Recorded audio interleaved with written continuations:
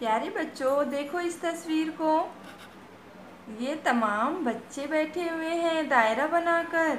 उस्ताद उस्ताद खड़े हैं।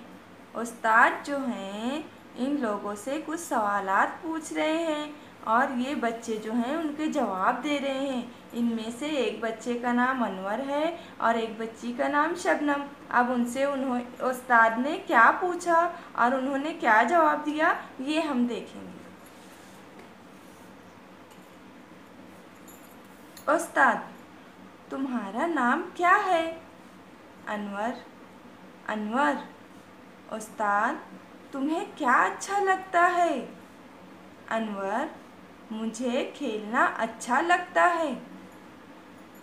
अब उस्ताद एक बच्ची से पूछते हैं, उस्ताद तुम्हारा नाम क्या है?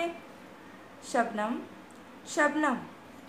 उस्ताद, तुम्हें क्या अच्छा लगता है? शबनम, मुझे गाना अच्छा लगता है। तो बच्चों, इसी तरीके से आप भी अपना अपना नाम और आपको क्या अच्छा लगता है इसकी मुझे ऑडियो या वीडियो सेंड करें। मैं भी तुम लोगों से पूछती हूँ कि तुम्हारा नाम क्या है और तुम्हें क्या अच्छा लगता है, तो इसका जवाब मुझे ज़रूर सेंड करें।